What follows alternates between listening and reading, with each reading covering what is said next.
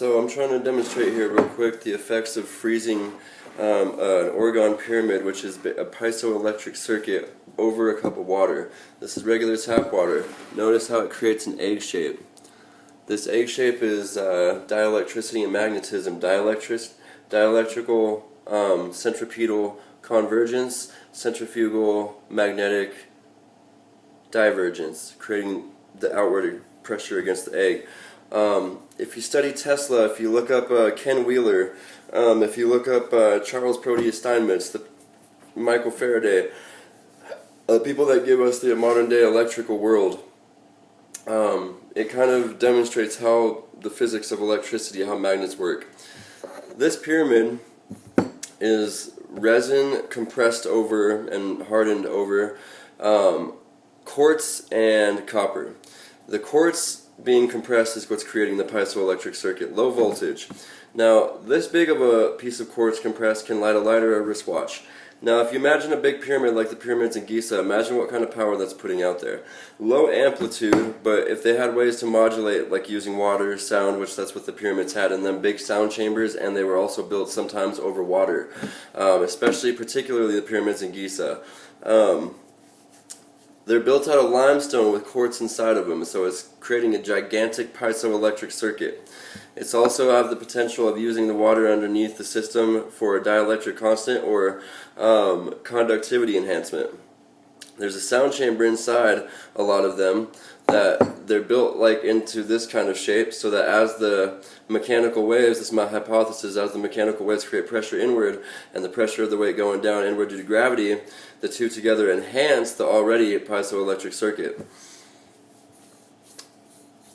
These don't seem to be tombs, these don't seem to be for pharaohs who were really popular with their people and thousands of slaves built these.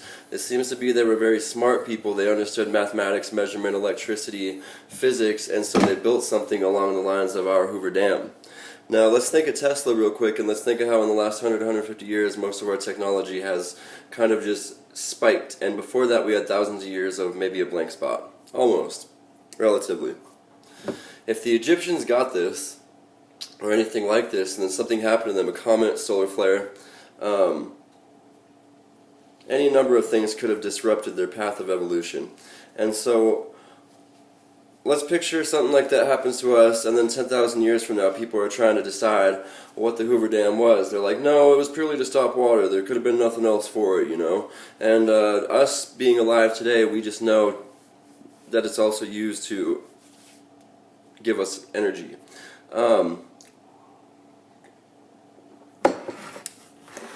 Now again, this egg shape, if you buy one of these are called an ORGONE pyramid.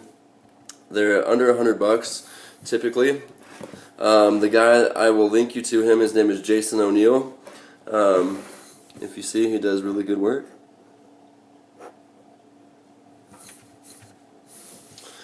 This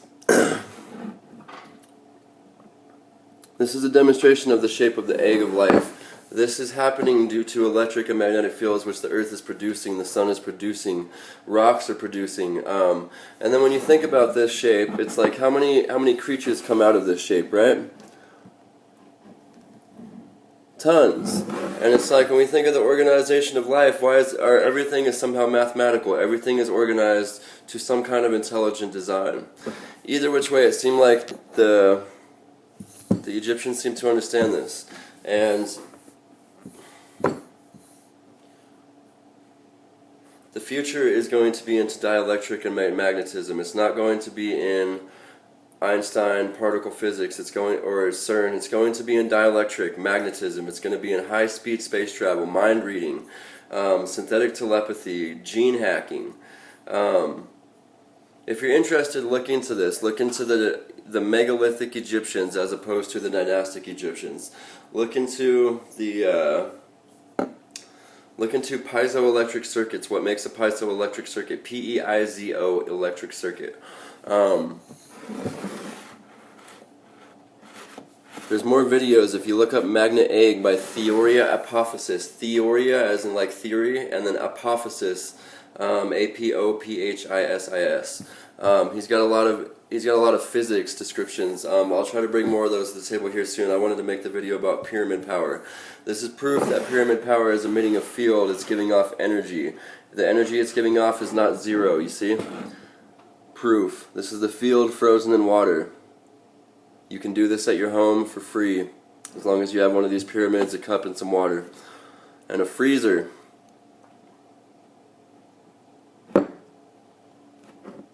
If you ever get to freeze one of these in a small cup and you get to look down at it from a top view, you'll see the Charles Steinmetz electrical circuit, which is basically a dot with some circles going out of it and some lines. The lines represent radial and the circles represent circular magnetic. So radial is dielectric, circular is magnetic.